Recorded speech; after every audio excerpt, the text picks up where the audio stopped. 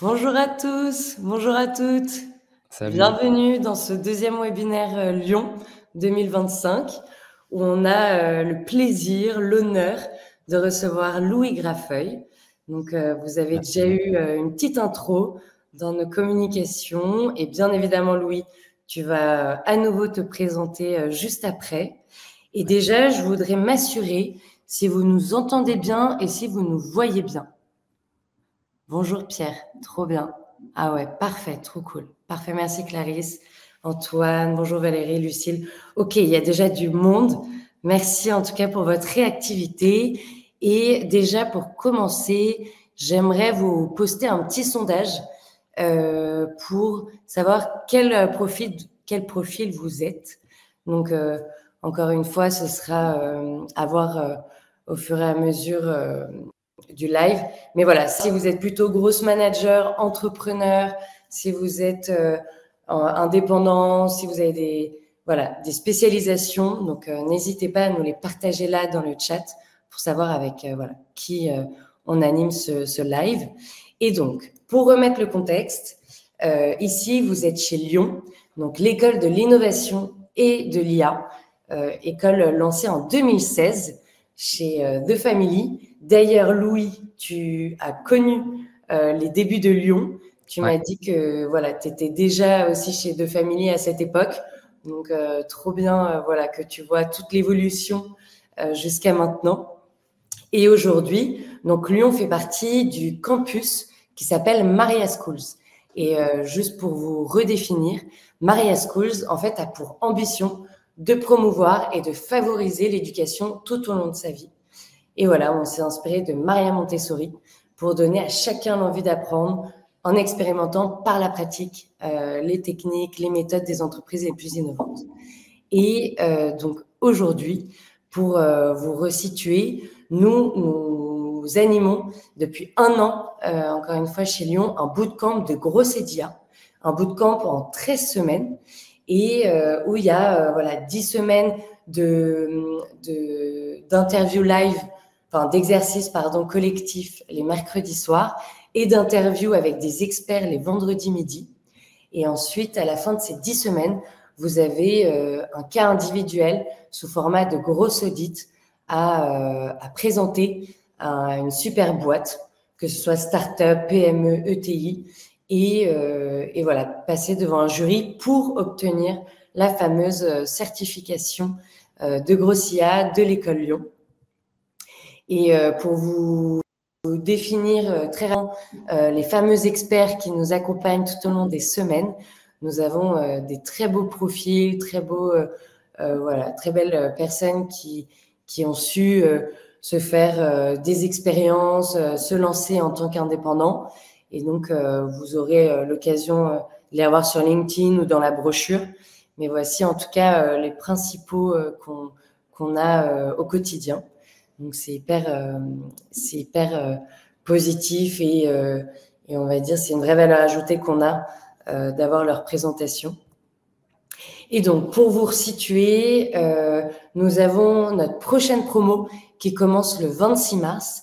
Et si vous souhaitez vous former et avoir ce bootcamp sur les sujets grosses et d'IA, vous pouvez contacter directement Mélodie, qui est notre sales chez Lyon, notre responsable des admissions. Et c'est pour ça que je voudrais juste là vous demander dans le chat si vous souhaitez vous former au gros CIA et surtout si vous souhaitez vous former dans les 6 prochains mois pour pouvoir répondre à vos demandes et votre montée en compétences actuelle. Et ensuite, là, je vais laisser la main, bien évidemment, à Louis, donc notre intervenant de ce jour. Et j'aimerais aussi, mais je vais poser les questions juste après, comprendre, vous, tous ceux qui êtes présents au live, voilà, sur une note de 0 à 5, est-ce que vous êtes fort en IA? Est-ce que vous maîtrisez déjà certains outils IA? Donc, n'hésitez pas au fur et à mesure à nous l'indiquer. En tout cas, je suis très contente de laisser la main à Louis qui a fait un buzz parce que voilà, il y a beaucoup d'inscrits pour ce deuxième webinaire. Donc, je suis très heureuse de le faire avec toi, Louis, et je te laisse la main. Cool. Merci, merci Aimé. Et donc pour me présenter rapidement, en quelques minutes, moi du coup je suis profil école de commerce, donc je n'ai pas spécialement de compétences techniques, mais on va le voir, grâce à l'IA, on peut faire des choses qui sont techniques. J'ai travaillé pas mal en ce qu'on appelle Sales Ops, donc Sales Marketing Opération, avec le directeur des opérations avant et toujours dans l'écosystème startup. The Family au début, Rocket Internet aussi. Voilà, j'ai aussi monté mon entreprise que j'ai pu revendre au groupe Partouche. Voilà, c'était aussi une très belle aventure et c'est l'occasion de partager après mon expérience sur à la fois cette expérience en tant que salarié dans des startups, mais aussi sur l'aspect entrepreneurial. Aujourd'hui, je passe mon temps à créer du contenu sur l'IA. Je publie régulièrement sur LinkedIn, sur YouTube, une vidéo par semaine. J'ai une newsletter aussi sur Substack chaque semaine. Donc, c'est assez prenant. Mais forcément, je m'aide des outils IA pour gagner du temps et pouvoir faire autre chose à côté, de la formation, par exemple, de l'audit d'entreprise, de l'implémentation du coup d'IA dans les process internes. Et l'objectif du coup là, pendant ces 25 minutes d'intervention, c'est de vous partager les outils que je peux utiliser régulièrement, de vous partager mon utilisation pour que vous puissiez aussi la transposer par rapport à votre situation. Je vais juste reprendre la main sur le partage d'écran. Trop bien. Et on va aussi être… je vais revenir du coup juste ici sur ce sujet. Donc, comment les outils IA peuvent booster votre productivité. Il y a beaucoup d'outils IA qui existent. L'idée, c'est de vous en présenter quelques-uns, ceux que j'utilise particulièrement, qui sont du coup testés, approuvés. Et puis après, du coup, de transposer ça dans votre situation, voir si c'est pertinent. Mais je vous invite globalement vraiment à tester, pas forcément vous arrêter parfois à un premier essai qui peut être frustrant. Il y en a beaucoup qui sont arrêtés, par exemple, quand GPT 3.5 est sorti en novembre 2022, a parfois des mauvais résultats et qui n'ont pas continué. Il faut faire parfois preuve un petit peu de persistance, de multiplier les essais pour essayer d'exploiter au maximum ce que peut vous apporter l'outil. Les 3 sujets qu'on va principalement couvrir, ça va être le premier qui concerne beaucoup de monde. J'ai vu les réponses sur les sondages. Il y a beaucoup d'entrepreneurs, freelance, product aussi, manager, owner. Donc, ça nous concerne tous la partie recherche et apprentissage. Et un deuxième point qui est de créer, présenter, distribuer. C'est assez large, mais vous allez voir ce que je peux sous-entendre derrière. Et après, automatiser votre utilisation de ces outils-là pour aller encore plus loin. Le premier sujet, du coup, sur la partie recherche et apprentissage, c'est des outils peut-être que vous connaissez. N'hésitez pas à le mettre dans le chat si vous les connaissez. Perplexity et NotebookLM. J'ai appelé ça une nouvelle approche parce que Perplexity, c'est un outil qui permet directement d'avoir la réponse à une requête. Je vais sortir de la présentation pour vous montrer directement ce qu'est Perplexity. Ça permet d'être plus dans le concret. Et c'est un outil où normalement, nous, on a l'habitude, quand on va sur Google, de taper des mots-clés et d'avoir une liste de résultats. Donc, par exemple, si je fais actualité IA, je vais avoir une liste de résultats et je vais devoir consulter l'intégralité des sites pour trouver de l'information, celle qui est pertinente dans ma situation, etc. Ce qui est bien avec Perplexity, c'est que c'est un outil qui est en plus gratuit, en tout cas qui a une partie premium. Et je vais pouvoir, par exemple, en ce moment, il y a beaucoup d'actualités IA en France, lui demander de me résumer les actualités IA avec notamment le sommet de l'IA. Et je vais cliquer et je vais directement avoir une réponse et donc un résumé de l'ensemble des résultats de recherche ici de Google. Et donc, plutôt que d'avoir un moteur de recherche comme Google, on va avoir un moteur de réponse. Et donc, ça, c'est super pratique parce qu'au quotidien, on passe notre temps à faire des recherches. En tout cas, il y a une étude qui montre qu'entre 10 et 30% de notre temps est passé sur de la recherche d'informations. Et du coup, là, on a vraiment un résumé de la situation, date, lieu, les participants, les initiatives, les annonces. Donc, ça me permet d'avoir un boost d'informations hyper rapidement. Et ce qui est super pratique, c'est que j'ai les petites sources, en fait, d'où proviennent cette information. Et donc, c'est une information qui est sourcée directement, partenariat avec les Émirats Arabes Unis.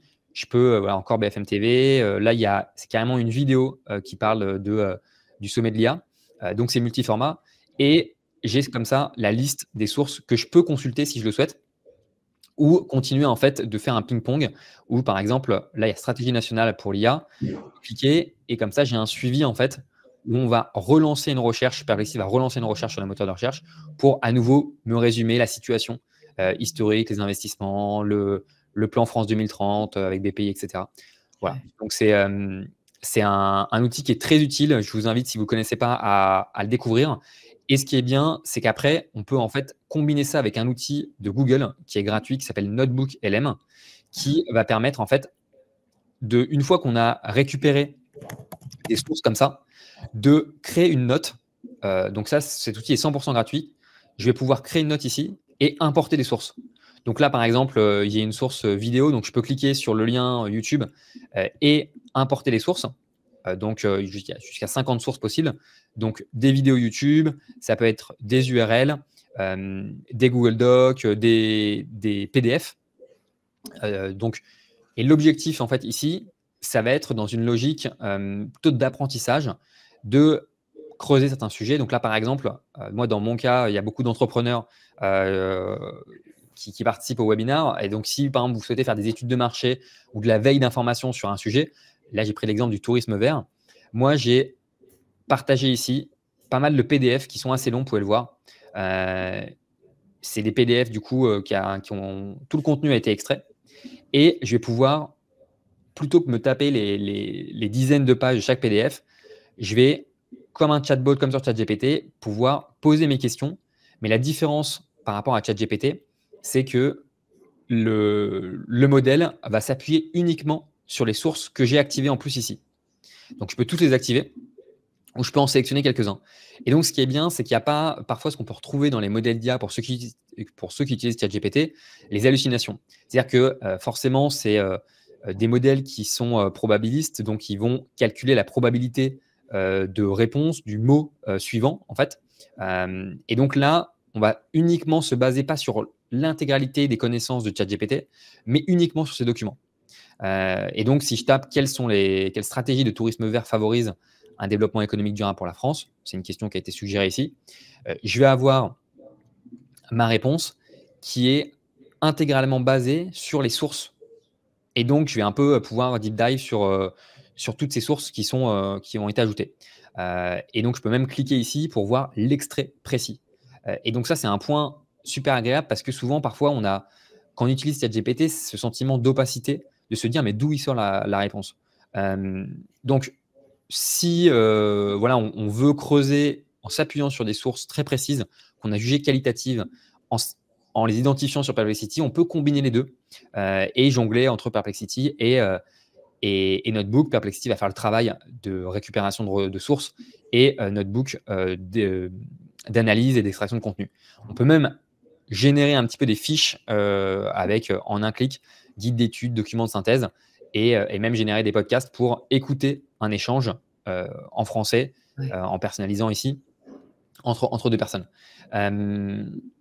Merci voilà. Louis, c'est très clair parce que tu as répondu justement à Yannick dans le chat qui disait Perplexity par rapport à ChatGPT version 4. Et en fait, tu as totalement raison. En fait, c'est les sources et c'est de bien resituer, positionner à chaque fois par rapport à ce qui est résumé. Donc, très bien vu. C'est ça. Et en fait, pour donner un exemple dans ChatGPT, quand je vais poser une question sur ChatGPT, je vais, par exemple, lui demander quelle est la situation économique de la France. Si je lui pose cette question, il va décider ou pas de faire une recherche. Là, il a décidé de faire une recherche. Donc, du coup, il va me répondre sur des recherches très récentes au 4e trimestre.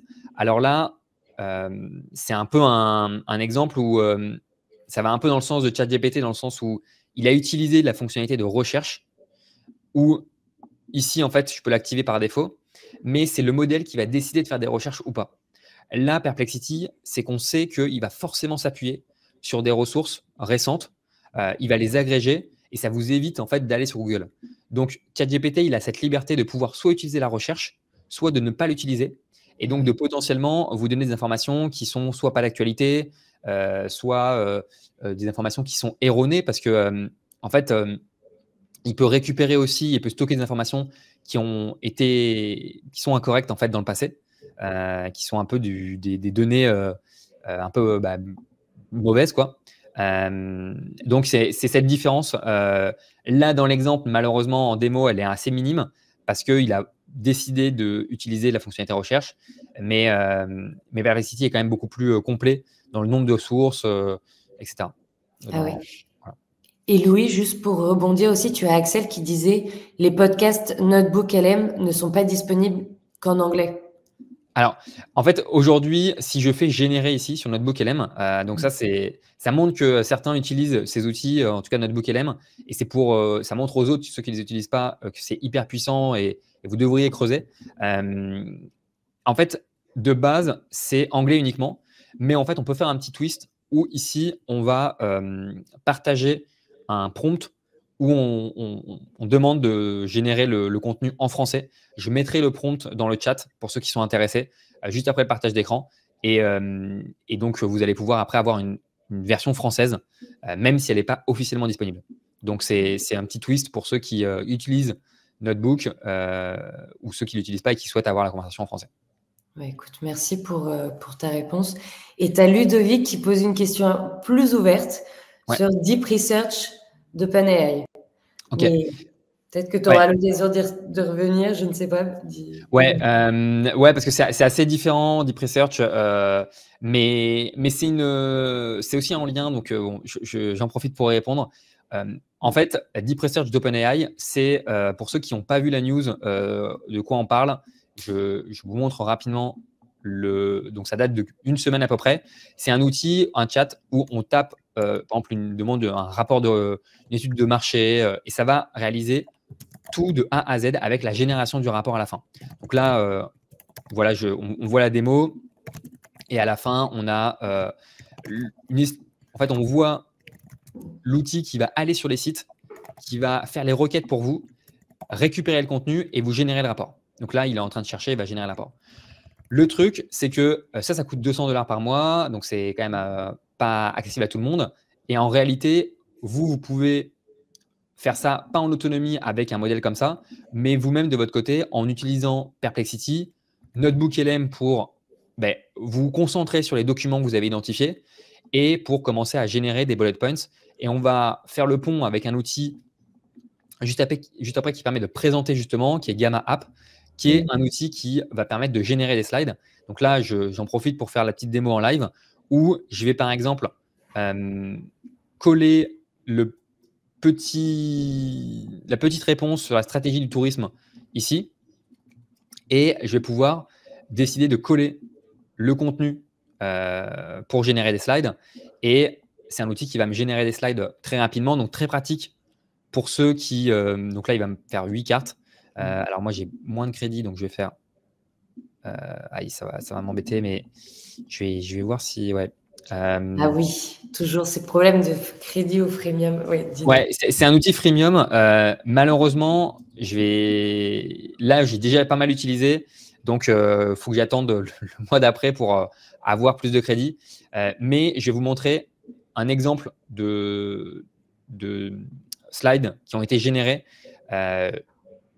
directement en quelques minutes. Juste là, je mettais mon texte et ça me génère ensuite les slides. C'est une bonne base en fait pour pouvoir itérer, puisqu'on a à la fois le format des slides, donc c'est-à-dire le layout. Ici, on a l'image à gauche, le titre, un petit 1, 2, 3 qui est réalisé. Si je ne suis pas fan des images IA, je peux modifier l'image. Et donc là, enlever, prendre, soit importer des images, soit enlever le format IA et aller chercher des images sur Unsplash, par exemple, pour ceux qui préfèrent des images plus réelles.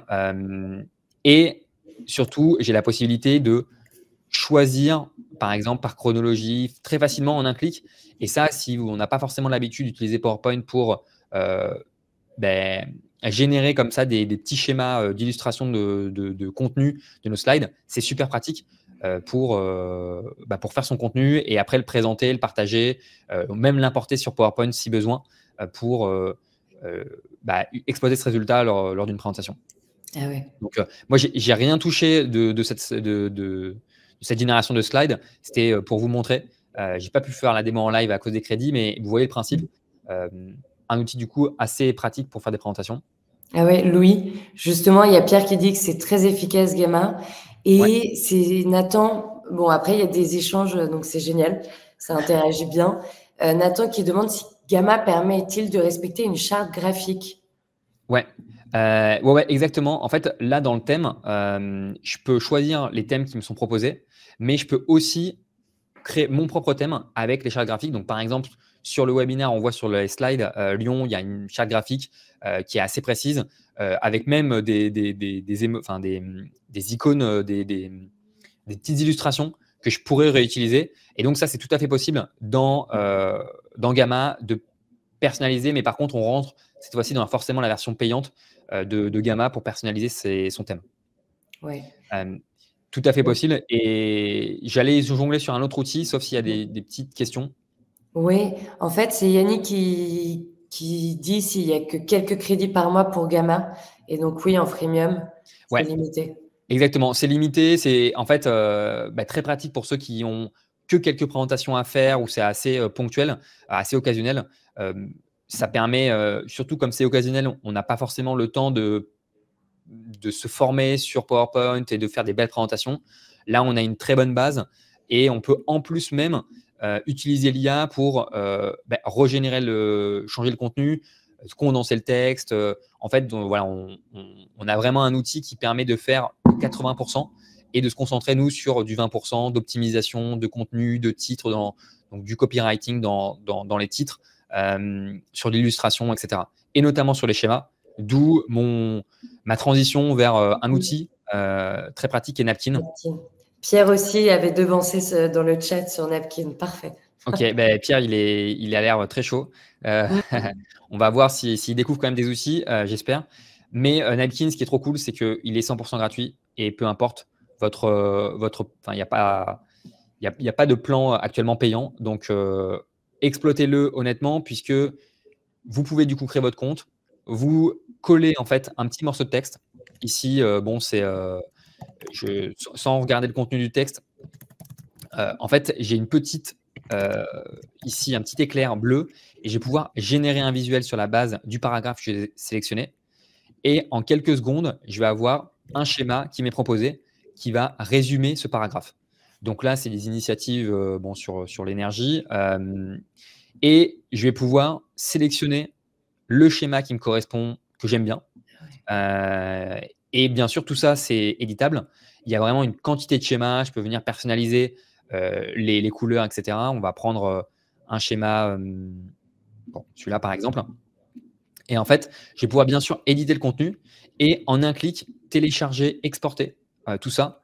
En plus, avec un background ou pas, voilà, c'est en foncé, en clair.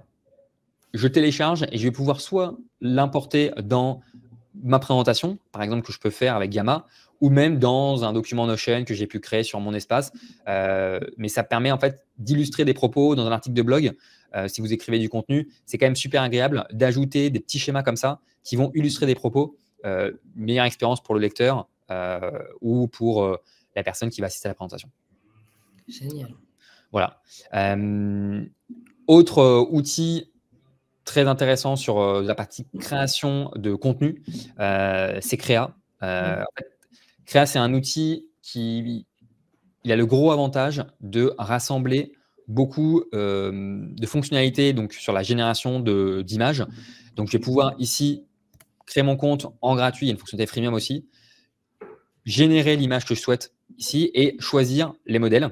Donc, je peux choisir plusieurs modèles et je peux même faire ça sur la vidéo. Par exemple, si vous souhaitez tester la génération de vidéos par IA, vous pouvez aller sur Créa, générer un prompt et choisir le modèle que vous souhaitez. Donc là, il y a plein de modèles Runway, Luma que vous pouvez utiliser. Et il va vous générer une vidéo que vous pouvez exploiter. Et vous pouvez après, en plus, aller dans la partie édition, dans la partie d'amélioration avec de l'upscale.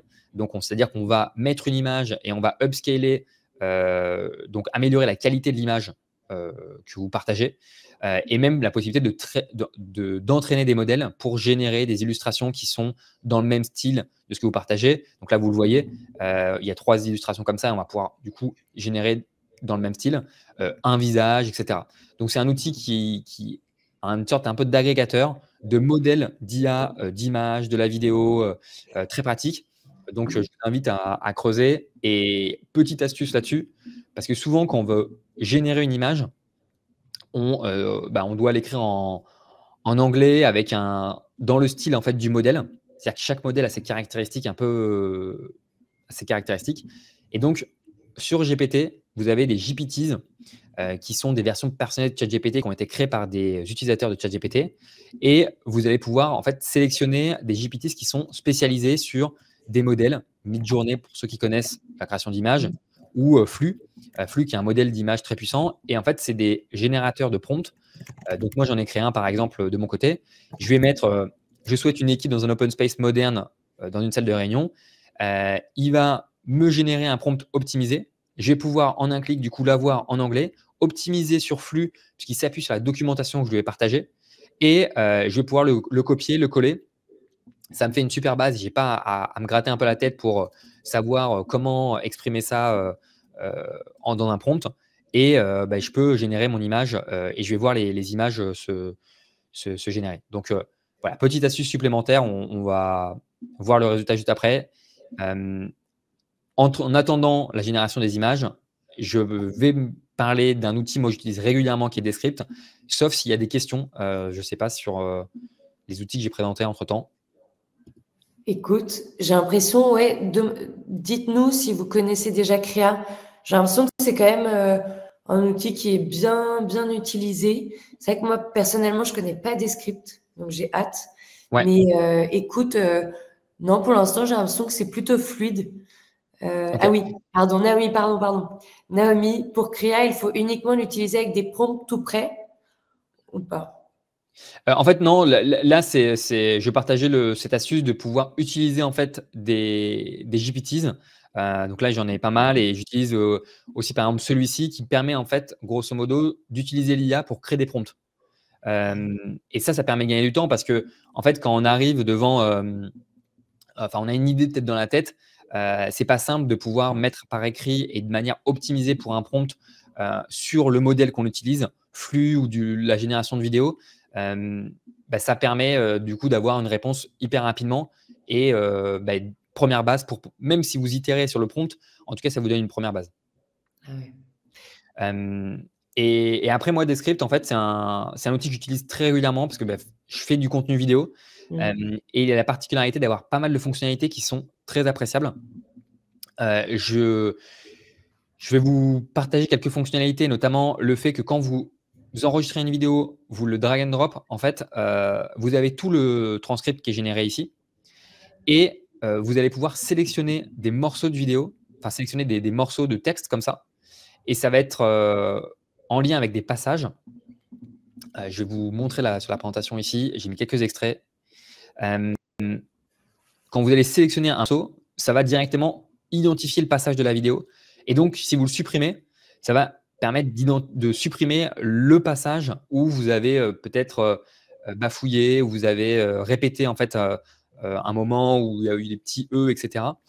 Et donc, de très rapidement nettoyer sans rentrer dans l'édition de vidéo, mais de rester sur du texte et de l'édition, on sélectionne, on supprime. De pouvoir, par exemple, régénérer des mots que vous avez mal prononcés, etc. Supprimer, voilà, on le disait, des E, des répétitions. Et moi, j'utilise beaucoup pour cette fonctionnalité que vous voyez, qui est du eye contact. C'est-à-dire que moi, je m'enregistre en vidéo, j'écris un script d'introduction. On sait à quel point l'introduction, c'est super important dans sa vidéo, les 30 premières secondes sur YouTube. Et donc, pour avoir de l'impact, j'écris mon script, je ne l'apprends pas par cœur. Donc, je vais le lire. Et donc, je vais avoir ce regard un peu de côté. Et avec Descript, en un clic, en cliquant sur ce bouton, je vais pouvoir centrer mon œil sur la caméra. Et donc, on a le sentiment que je connais mon texte par cœur. Mais donc, voilà, c'est très pratique quand on n'a pas de prompteur. Et donc, ça va venir vraiment, enfin, ça vient déjà simplifier la création de contenu vidéo. Ça démocratise ça.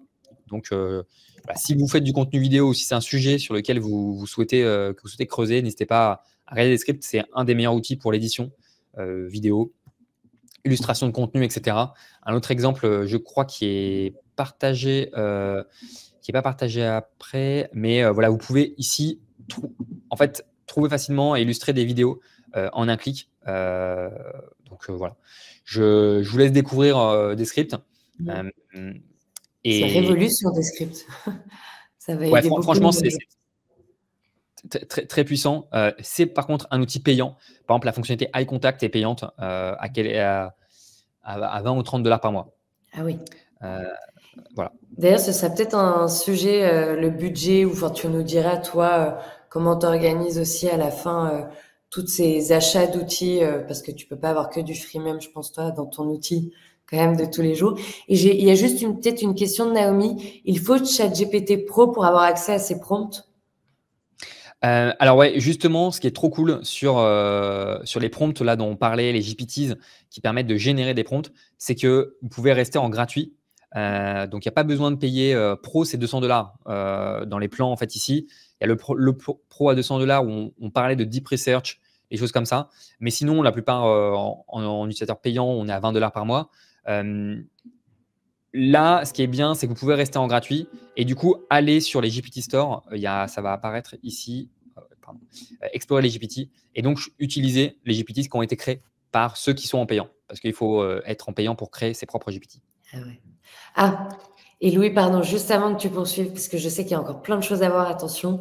Nadia qui pose cette question, Créa vs Sora. Ça, grande question aussi. Ouais. Alors en fait, Créa, ce qui est trop cool, c'est que là, on voit l'image qu'on avait demandé sur la génération d'une équipe dans une salle de réunion en open space. Voilà. Mais là, le tâche de Créa, c'est qu'on a une agrégation des modèles de génération de vidéos comme Sora. Alors Sora n'est pas présent dans la liste, mais ici on voit 5 modèles en gratuit qui sont disponibles. Et Sora, c'est un modèle parmi d'autres. Et ce que l'on voit, c'est que parfois certains modèles ne sont pas si puissants par exemple sur du réalisme. Et donc c'est bien d'utiliser plusieurs modèles pour générer une vidéo, par exemple. Donc, Sora, c'est seulement un modèle qui est d'ailleurs pas le meilleur, et loin d'être le meilleur. Pour moi, il est en dehors du top 5. Voilà. Et justement, Louis, encore une fois, désolé, Axel qui dit, est-ce que c'est comme FreePic, du coup, ou GPT vs Monica aussi, Marie demande. Je ne sais pas si tu veux répondre à ça tout de suite ou pas. Ouais, alors Monica, ça me parle, mais je ne connais pas. Monica avec un C peut-être, ou Monica. Okay. Ouais, en fait, c'est un peu la même chose sur Créa, c'est un peu Monica. Donc là, on a plusieurs modèles accessibles dans un chat. Donc c'est un peu la même chose. C'est pour ça que c'est très pratique. Après, ces outils-là, Monica, tous les qui vont regrouper plusieurs modèles et vous allez payer pour avoir accès à plusieurs modèles. Moi, je ne suis pas hyper fan parce que malheureusement, quand on est utilisateur payant en fait, de ChatGPT, on a tout l'écosystème de ChatGPT. Donc, c'est-à-dire qu'on va pouvoir créer ces GPT, donc ces versions personnalisées. On va avoir la recherche web qui est inclus. On va pouvoir générer des images avec DALL-E. On va avoir la fonctionnalité Canva qui permet de faire de l'édition facilement. Donc, par exemple, écrire un article de blog sur… je vais prendre le tourisme vert. Canva, ça va permettre de faire une édition hyper simple. Il va me générer un article. J'aurais pu… Bon, il ne me le met pas dans Canva, mais… et j'ai plein de modèles différents. Là, malheureusement, dans Monica, on va perdre l'écosystème, donc les fonctionnalités. On a des bots, mais c'est pas aussi… Ça ne va pas être comparable à ce que peut avoir comme fonctionnalité ChatGPT. Voilà, bon, c'était le petit retour pour ceux qui sont parfois tentés d'utiliser un outil qui va agréger. Sur du textuel, en fait, je ne conseille pas forcément. Par contre, sur du visuel comme Créa, c'est quand même très pratique. D'accord. Parce qu'il n'y a pas cet écosystème autour des modèles d'IA actuellement. J'espère que c'est clair en tout cas pour vous. Il y a peut-être Eve-Marie juste qui demandait, donc est-ce qu'il y a 0 freemium sur Descript? Il y a un freemium sur Descript, mais on peut regarder ensemble, mais je crois que c'est… Ouais, non, ok, je crois qu'il y avait un freemium. Ok, il y a peut-être… non. S'il y a un freemium là, mais je sais même… Honnêtement, il faut considérer que c'est payant. Il y a une fonctionnalité qui n'est pas parlé de Descript qui est super cool, que j'utilise régulièrement. C'est que, en gros, comme on a le transcript le transcript intégral ici quand on drag and drop notre vidéo. En fait, ce qui est bien, c'est qu'on va pouvoir utiliser ce transcript pour générer après avec des modèles d'IA comme ChatGPT la description de notre vidéo YouTube, des idées de titres de notre vidéo pour avoir des titres impactants et potentiellement transformer ce transcript en un article de blog, en des posts sur les réseaux sociaux. Et donc, avec des scripts, on peut jongler vers des modèles d'IA qui vont nous générer du contenu pour les réseaux sociaux sur la base du contenu vidéo et donc de un peu recycler notre contenu vidéo en d'autres formats textuels. Ah ouais. Voilà. Pour continuer, il y a ces 2 outils pour des personnes qui sont non techniques. Il y a beaucoup de personnes qui étaient en freelance, entrepreneurs, product manager, dans le marketing aussi. Et ça, c'est des outils qui peuvent vraiment révolutionner le fait de pouvoir créer des prototypes Bolt Lovable. Je vous invite vraiment à tester parce que vous allez pouvoir mettre un prompt et ça va vous générer une interface directement comme ça, en preview. Donc, vous voyez vraiment et vous avez aussi une interface en code. Et donc, pour des personnes non techniques, pour des profils business, on peut maintenant générer des prototypes, itérer dessus et faire une première version, soit parce qu'on est entrepreneur et on veut lancer un projet, soit parce que on est product manager, on veut un petit peu proposer une interface et la partager après à une équipe technique ou voilà, leur donner en tout cas. Avant, on pouvait parler de wireframe et donc de prototype en mettant en designant des interfaces en wireframe. Là, on a carrément l'interface. Donc, on peut aller plus loin dans ce qu'on a en tête. C'est très cool et aucune compétence technique. Donc, je vous recommande beaucoup. Et après, vous pouvez aller plus loin sur des outils comme Cursor qui sont en fait, même pour des personnes non techniques, un IDE. Donc, c'est-à-dire que ça peut faire peur, mais c'est on a du coup notre fichier, notre script ici, qui peut être généré par ChatGPT, que je vais coller ici. Mais ce qui est super bien, c'est qu'avec Cursor, il va nous guider une fois qu'on a mis notre script dans l'exécution. Je peux le mobiliser ici et il va avoir le contexte de tous les documents qui sont présents ici pour me conseiller, m'expliquer ce que je dois faire, si j'ai une erreur.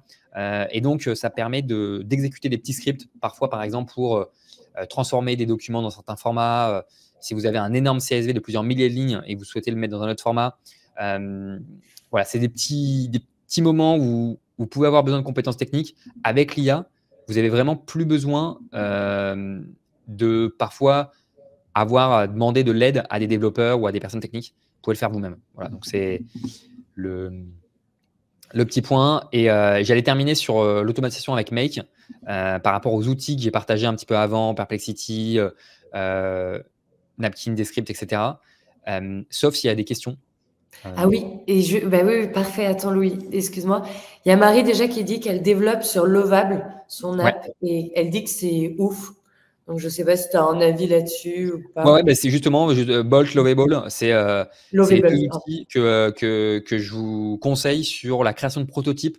Si vous avez une idée, vous souhaitez même un week-end, vous avez une passion, vous êtes curieux de proposer une petite interface qui répond à un besoin que vous connaissez bien, testez sur Bolt et Lovable. Ça reste du prompt, comme ça, un chat, et ça va vous générer l'interface. Et franchement, c'est super cool pour tester et potentiellement créer votre premier produit, quoi. Ok. Et plutôt aussi sur, il y a Manel qui dit qu'elle est désolée, qu'elle n'est pas sûre d'avoir compris à quoi sert Cursor. Peut-être un exemple plus concret. Ouais. En fait, un exemple, je peux partager mon écran et lancer Cursor. Mais un exemple, par exemple, je pourrais demander à ChatGPT. Alors là, je vais par exemple, génère-moi le genou snake en Python. Je vais lui dire ça. Ou, bon là, c'est juste un petit exemple. Il va sûrement me générer, du coup, m'expliquer les étapes. Maintenant, je veux vraiment faire le jeu Snake en Python sur mon ordinateur. Mais pour le faire, je vais suivre les étapes, mais il va falloir que j'utilise un IDE où je pourrais le faire dans. Enfin, il y a de grandes chances que je vais avoir besoin d'utiliser un IDE. Donc là, ce que je vais pouvoir faire sur Cursor, donc c'est un IDE où j'ai mes documents, mes scripts, mes fichiers que je vois, un petit chat à disposition. Et la différence, c'est que ici, je vais pouvoir récupérer le contenu, le coller et demander à Cursor, donc là par exemple, bon, j'ai juste le save ici, et je vais lui demander ajoute moi des commentaires et explique-moi ce script. Et en fait, il va directement me modifier mon fichier. Et donc là, il m'explique. Là, il est en train de rédiger des commentaires qu'on voit ici.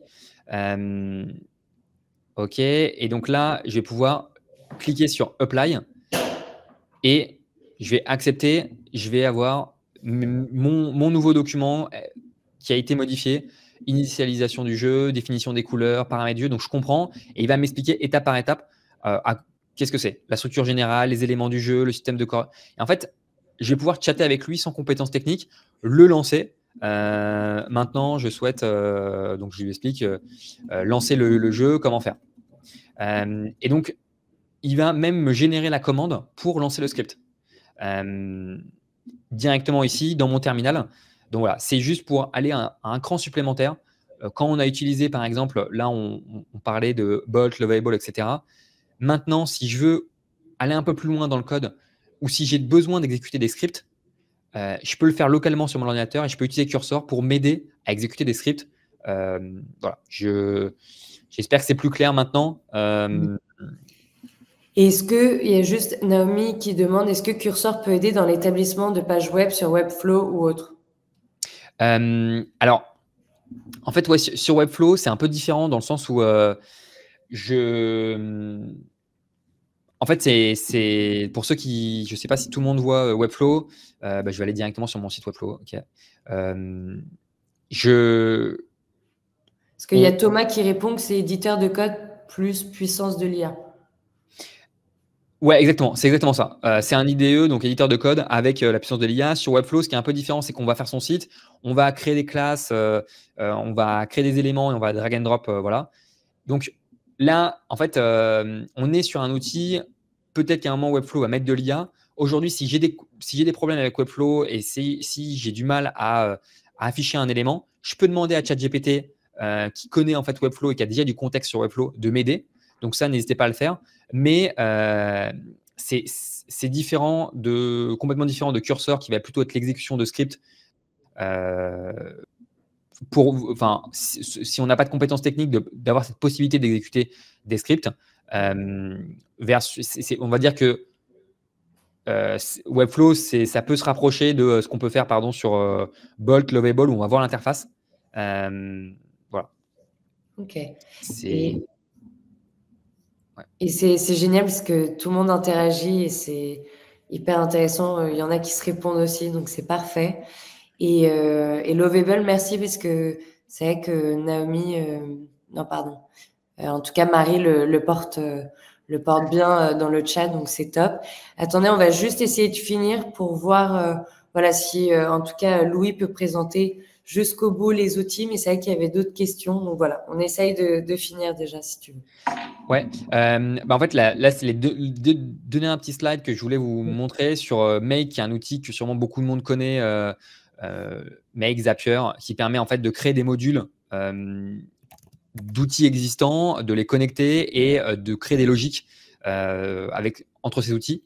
Et en gros, ce qui est super bien, c'est de commencer. Et je vous invite vraiment, si vous utilisez Perplexity, vous avez testé, vous avez itéré et que vous avez de la valeur sur Perplexity, vous pouvez automatiser Perplexity avec, par exemple, de la veille automatisée, où le premier élément du module, c'est toujours le déclencheur. Donc là, le déclencheur, il y a une petite horloge. Ça veut dire qu'on va déclencher une exécution de Perplexity, comme je vous ai montré sur le résumé l'actualité IA.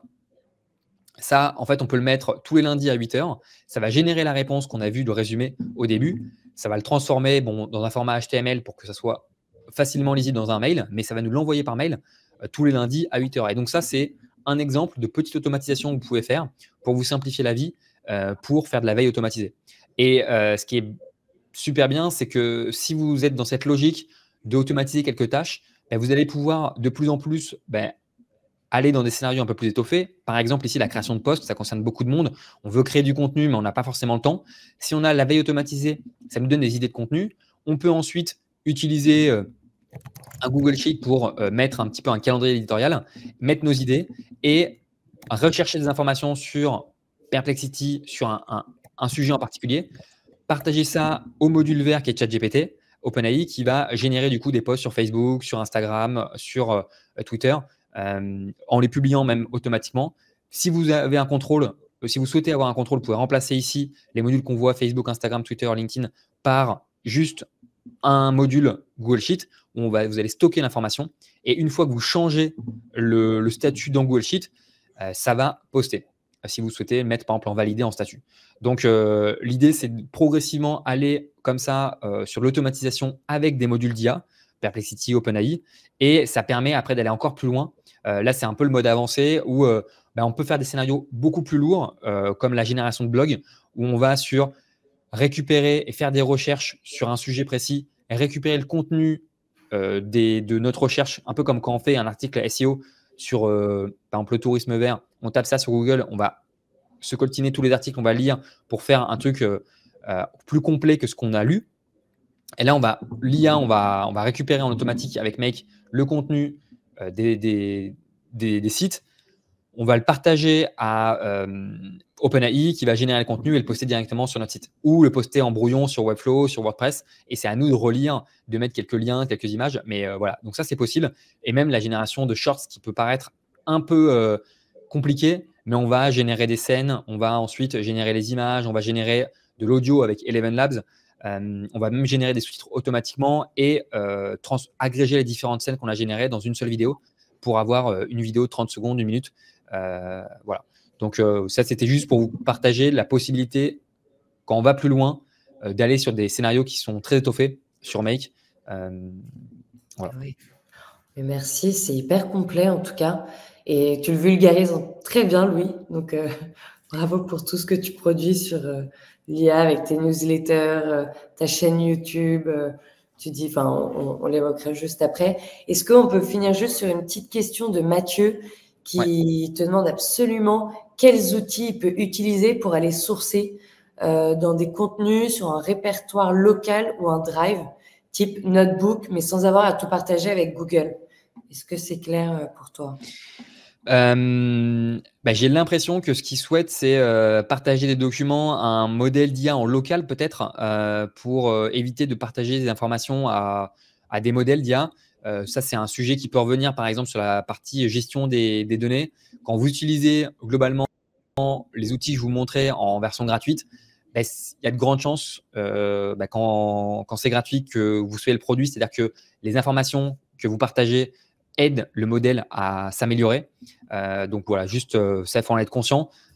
Après, ce qu'il faut aussi avoir en tête, c'est que toutes les informations que vous partagez sont anonymisées et donc ne vont pas se retrouver. Et moi, je ne peux pas, par exemple, demander des informations à ChatGPT sur des informations que vous avez partagées. Voilà, ça, c'est juste pas possible. Mais du coup, ce que je peux lui conseiller, c'est d'utiliser un modèle en local, open source, comme Mistral, par exemple. On en entend pas mal parler en ce moment. Et lui partager les documents pour lui demander au modèle des questions et de préciser aussi, cite la source quand tu réponds. Comme ça, à chaque répéter la source des documents et ça va permettre de forcer le modèle à rester sur les documents qu'il a partagés. Ça, c'est une petite astuce. Même quand vous partagez des documents, je partage un document, vous lui demandez de citer la source de l'information en s'appuyant sur le document, de s'assurer qu'il s'est bien appuyé sur le document. Ah oui. Et peut-être une dernière, le mot de la fin. Marie, tu as de la chance, c'est ta question. Pour un blog SEO, tu recommandes quels outils? Pour un blog SEO, alors en fait, il y a des outils qui existent clés en main qui permettent de faire des articles SEO optimisés. Mais souvent, ça, vous allez payer assez cher parce que, en gros, vous allez taper une intention de recherche. Donc, par exemple, une intention de recherche, ça peut être des sujets qu'on a évoqués, générer des présentations avec l'IA. Ça, c'est une intention de recherche sur Google que des gens peuvent taper. Maintenant, si vous souhaitez faire un article de blog dessus, ces articles clés en main, ils vont faire en fait le travail que vous allez faire à la main, récupérer du contenu dessus, identifier le mot-clé le plus pertinent, donc présentation IA, génération, rapport IA, ce genre de choses, et faire un article de 1000-1500 mots sur ce sujet-là. Ça, vous pouvez le faire aujourd'hui déjà un petit peu sur ChatGPT avec un prompt bien optimisé en indiquant qu'il est expert SEO, qu'il doit respecter une liste d'étapes et même utiliser ce que je vous disais, les GPTs pour générer des prompts hyper optimisés. Comme ça, vous n'avez pas besoin de vous casser la tête sur créer un premier prompt. Itérer sur le prompt en apportant aussi du contexte sur votre entreprise, sur votre cible, etc. Une fois que vous avez vachement bien itéré, ben, vous l'avez validé un petit peu et vous pouvez passer sur Make qui coûte 10 $ par mois pour venir faire ces étapes et connecter directement ben, le Make à votre site web, WordPress, Webflow. Et donc là, vous avez pour 10 $ par mois et l'utilisation d'OpenAI en API, donc par usage, ce qui est très faible, la possibilité de créer des articles SEO avancés. Donc, c'est un peu cette balance à trouver entre est-ce que vous souhaitez avoir des articles clés en main où là, ça va être un peu plus cher, ou est-ce que vous souhaitez faire un petit peu vous-même, avoir de la personnalisation et on sera autour d'un budget de 10 $ par mois pour créer des articles SEO de 1000-1500 mots chaque semaine très régulièrement. Donc, voilà. Mais en fait, il y a encore plein d'autres questions, Louis, mais on va devoir clôturer. Alain, en plus, qui demande une question très ouverte, ce qui dit qu'ici, en Allemagne, il y a une résistance à l'IA, et vous, en France, surtout que là, on est en plein sujet d'IA cette semaine, avec des grands événements au Grand Palais, à Station F, enfin bref, et encore dans plein d'autres endroits. Beaucoup d'événements le soir aussi. Et je sais que tu as Axel, Elena et d'autres qui veulent te poser des questions, donc ils te les poseront sûrement en direct sur ton profil LinkedIn. Je vais leur partager. Et je sais que tout le monde, en tout cas, là veut le replay et surtout tout le monde est très content de ton intervention. Donc, Top. vraiment, merci. Oui, dis-nous. Là-dessus, ouais, je me permets juste, pour ceux qui peuvent avoir de la réticence sur le sujet d'IA, ça c'est un sentiment que l'on a tous, c'est-à-dire qu'aujourd'hui, quand on découvre l'IA, on a ce sentiment de voir que l'IA est en fait de curiosité surpuissante, elle peut faire plein de choses. Après, on a ce sentiment de peur en se disant, ah mais moi, qu'est-ce que je vais devenir, qu'est-ce que je peux apporter comme valeur ajoutée, mais c'est quoi le futur, etc. Mais après, en continuant d'utiliser, en continuant de comprendre comment ces outils fonctionnent, parce que ça reste des outils, ben, en fait, on voit les limites et on commence à exploiter. Donc, je vous invite vraiment tous à creuser les différents outils en fonction des sujets que vous avez en interne, à vous familiariser. C'est comme ça que vous allez pouvoir vous approprier, comprendre un peu mieux comment ils fonctionnent, leurs limites, quand les utiliser, quand payer aussi, parce qu'il y a forcément une myriade d'outils IA et de savoir quand il faut les payer, quand il faut rester en version gratuite. Donc, cette curiosité intellectuelle, elle est hyper importante, surtout. Voilà, mais si vous suivez Lyon Maria School, vous êtes déjà dans cet état d'esprit, donc c'est cool. Oui, bon, il y a un budget quand même à évoquer sur l'IA, parce que encore une fois, c'est quand même payant et c'est aussi cher, même s'il y a des versions freemium, c'est génial. Mais en tout cas, très bien d'ouvrir, en tout cas vous, vos questionnements et votre utilisation. C'est un carton, mais on va devoir donc fermer ce webinaire. Encore une fois, merci à tous pour votre attention. Bien évidemment, il y a un accès en replay sur YouTube. On vous l'enverra le temps que ça se télécharge. Louis, vraiment merci et bravo pour tout ce que tu fais sur la veille de l'IA. Et encore une fois aussi, partager ta newsletter.